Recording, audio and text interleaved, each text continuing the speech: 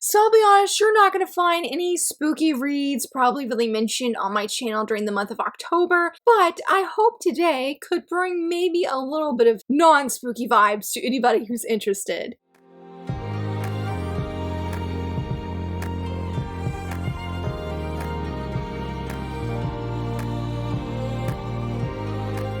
Hello friends, happy Wednesday. So very excited that you're here. I really hope that you have enjoyed the recent top 5 Wednesday videos that I've been doing with Maeve at Maeve Ever Manga. I'll leave a link down below to her channel or as well as up in the corner. Be sure to check it out. I love everything she's been doing. She actually just did recommendations. I think it was like 40 plus recommendation for spooky reads, and then I forget the number for the non-spooky reads. I felt so seen. I felt so validated because I'm like, yes, I need that kind of video since I don't really read spooky. But I really feel like today's prompt sort of fits that non-spooky vibe of mystery titles. Yes, today me and Maeve are going to be sharing our top 5 mystery series. Be sure to check out her video to see her picks. We do have one in common and I'm really excited. I'll probably give it away by accident because she's the one that got me into the series. But I'm very excited for this prompt. I was a little bit bummed though to realize I technically only have 3 manga that are mystery that I would say are in like my top 5. I have read other mystery series and I did want to feature them, but I did not keep either one of them. But I would say that even though years later when I've read them, they have stuck with me. So let's do those first. No certain order for any of these, but these will be sort of like honorable mentions and then we'll do the top 3. The first one is Coffee Moon. I forgot all about that I had read this. I was flipping through my reading journal. In fact, I was looking for a manga that I could comment on Maeve's video of what I felt would be a really good non-spooky vibe kind of series, and this one came to mind. First 2, before I continue, I would say I would only recommend volume 1. I've read up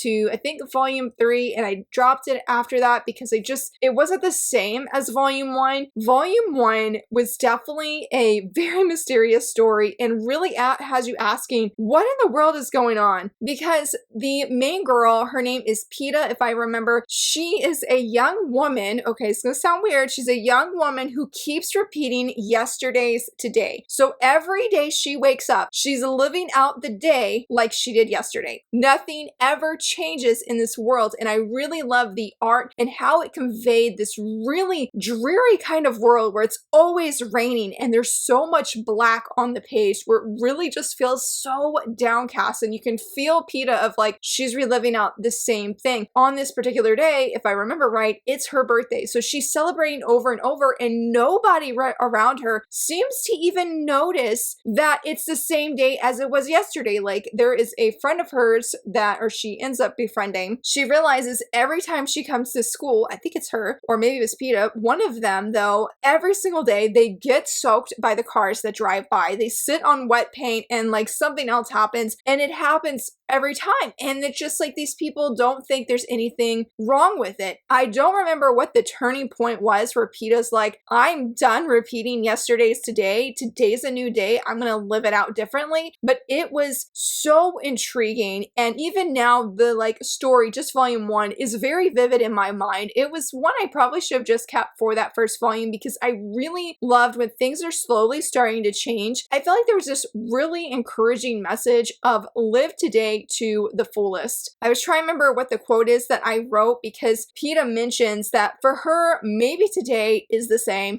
every single day. But to the people around her, this is like they're living their lives as is the first and only time they will have this interaction with her. They don't know that they're living out and doing the same things every single day. And so I feel like there was just an importance on genuinely getting to know people and befriend them, because there's one girl that she makes, like Peta makes such an impact on her and changes everything. Eventually though, because things have changed, volumes 2 and 3 show the effects of those changes, and I just felt it was more confusing. Like, this is a volume that I feel is not straightforward, where you're asking a lot of questions of she's going to be able to break this cycle that's happening. Why is this cycle happening? There is a mysterious figure. We don't know who this person is. We don't know why they're doing this kind of thing and how it's affecting Peta in her life as well as people she gets to know. It's a very good read, I feel like, for mystery because you just don't know what's going on, and I really, really enjoyed it. I was really happy to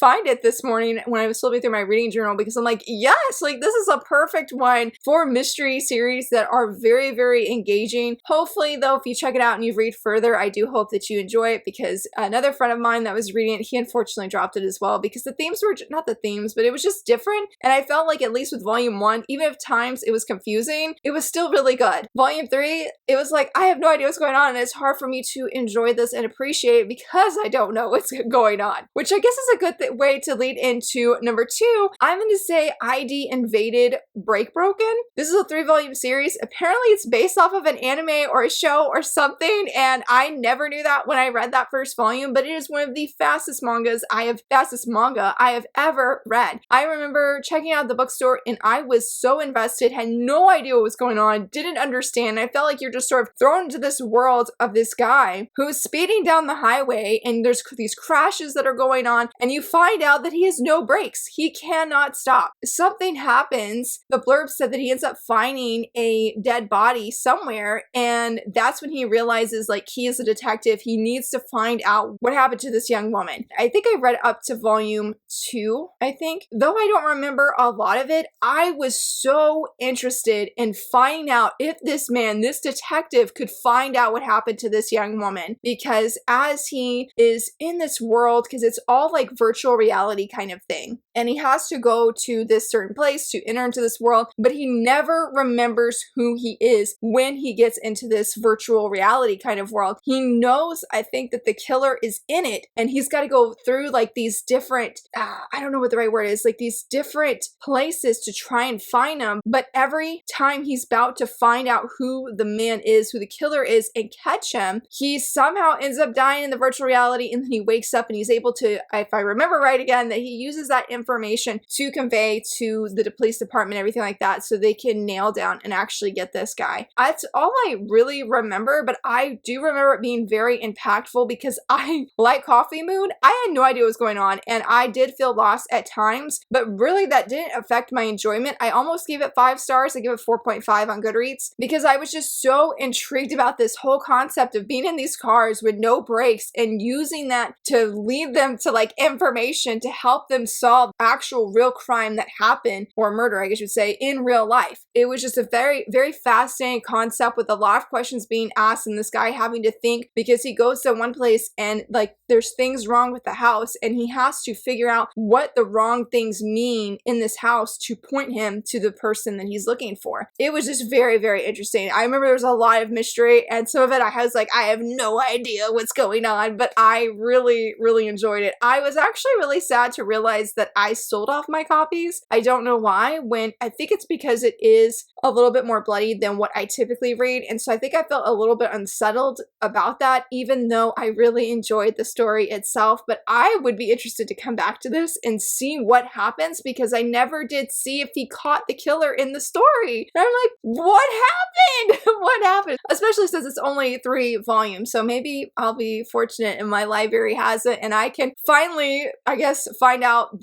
or see the mystery get solved and who did it. I guess now going into my top 3, for number 3, I don't have this manga. I've wanted to get it. That is My Dear Detective. I did do a review last year on volumes 1 through 3. It was voted for and I really, really enjoyed it, and that's why I was like, I've been struggling because I want to get it physically because this was a very interesting story.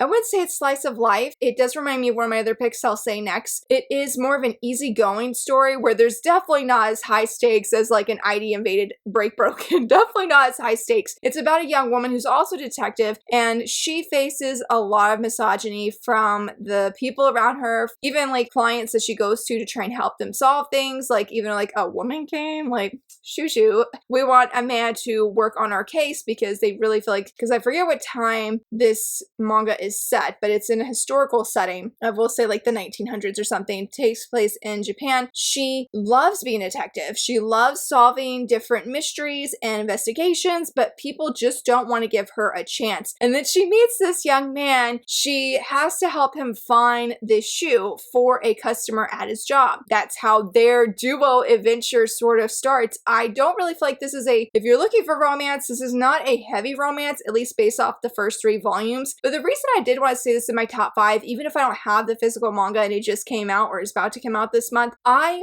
really love the female lead. There is one mystery with a young child, and I don't know if it wasn't in volume 1. It's either in volume 2 or 3. And I do want to mention this is on the Azuki app. If you're interested in reading it rather than buying the singles right now, you can go read it on Azuki.com, because I bought volume 1 digitally at the time, and then I read volumes 2 through 3 on there. I remember though that she's trying to help solve this case. She's trying to help this young boy. The police get involved and they just blow her off. They just blow her off and they're like, go home, girl, you can't do anything. I was like, get out of the way, police officer. But anyway, I digress here. That I really loved how these men would say, like, you can't do this. They don't want that feminine touch, so to speak, because I think that was one of the things that was mentioned, is she did use this womanly touch to really get to know this young kid who was at the center of this mystery. And really, because she got to know him, because she asked questions, because she looked at this case entirely different, and I feel it was because she was a woman, she was able to solve this mystery with her duo buddy. I am blanking on both of their names, excuse me.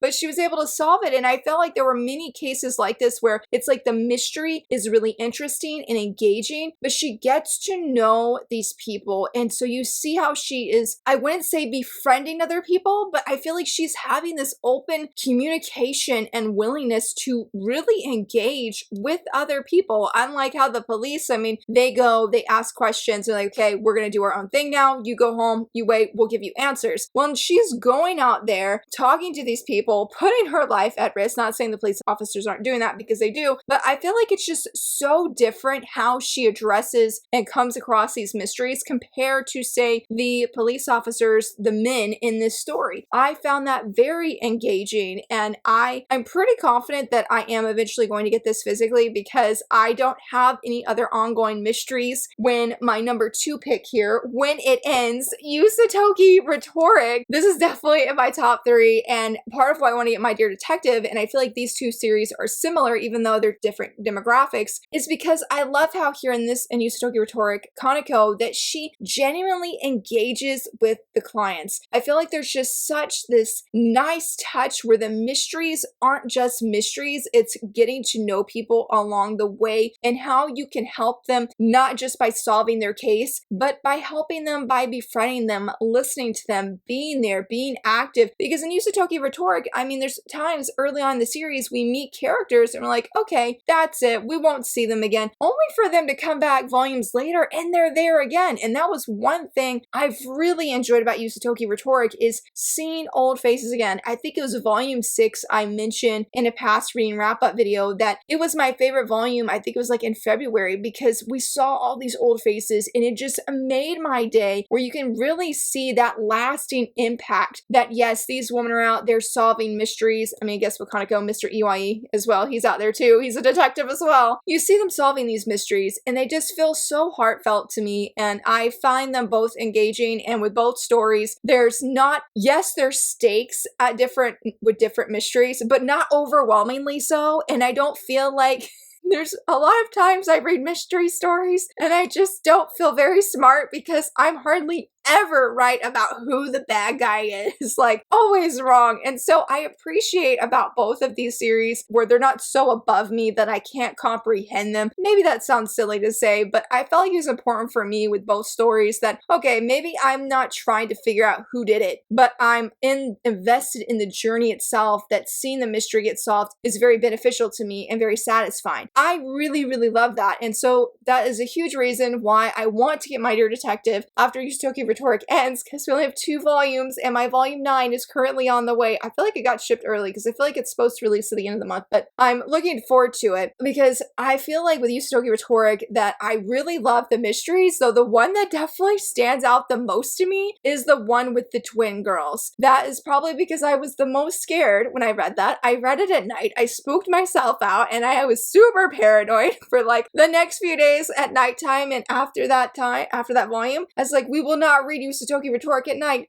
just as a backup, just in case, because I didn't like feeling like that. But the mysteries are very good and very interesting, and it adds a layer that Kaneko here has the ability to hear lies. And I really feel like while this is a mystery series, the thing that stands out to me the most is Kaneko's journey with this ability, because she is so crestfallen at the beginning. I mean, she has left her village so that her parents can live an easier life, because Kaneko, when she's little and she can hear these lies and makes a certain sound, she will say, oh, that person is lying. And that's not a bad thing, but a lot of people around her didn't like being told that they were lying or that X person was lying, because it's going to cause things to happen, and usually it wasn't good things. So Kaneko ends up leaving, and that's where she runs into Mr. Iwai, who is one of the detective, or is the detective in this series, and is totally funny. He looks like this right here.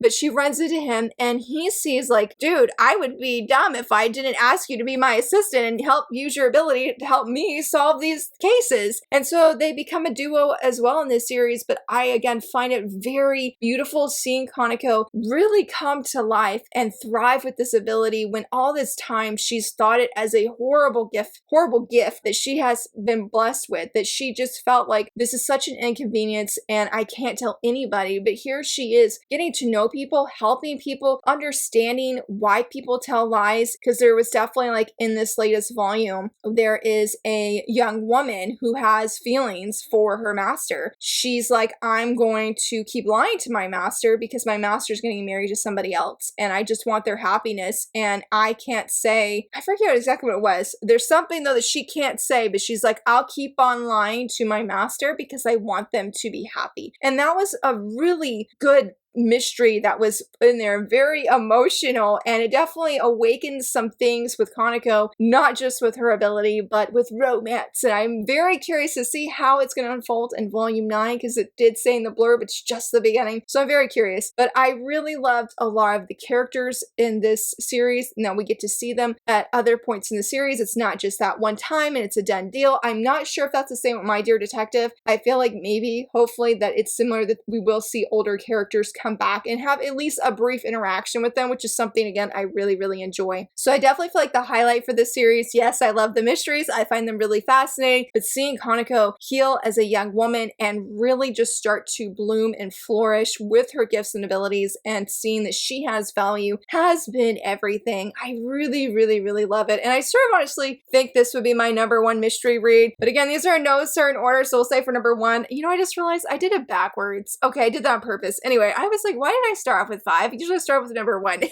Anyway, because I did the honorable mentions first. Anyway, #1, I'm going to say The Earl and the Fairy. I had to reread some of this morning because it's been so long. And I was like, okay, maybe that sounds really bad. Like, Laura, you have it and you're featuring your top 5. But here's the thing. I've done a review on this channel and I borrowed it from my library. I loved it so much. I went out and bought a used copy of volume 1. I first second juked me. I thought that was like the yellow bar that they put on the like spines at the library. And I was like, I don't remember buying an library copy, but I have volumes 2 through 4 on back order. We do have the light novels digitally by J Novel. Physically, volumes 1 through 4 of the manga, that's it. There's nothing else. Though you could definitely tell at the end of volume 4 that there's a whole lot more to the story, so thankfully J Novel Club did give us the light novels. But I have debated so many times, should I just sell this volume? Because it'll probably be out of print forever and it'll probably never be a restock. I mean, I shouldn't say never, but it feels that way. And it's like, well, you should just get rid of it, Laura. But I'm like, I really enjoyed when I read this series. It was such a fascinating story. It's about this young woman here. Her name is Lydia. She can see fairies. She's known as a fairy doctor. And this guy comes in. His name is Eggard. He's quite the scoundrel. Leaves quite the first impression from like the first 3 pages. And I was like, oh yeah, I forgot that he did that. He kidnaps Lydia,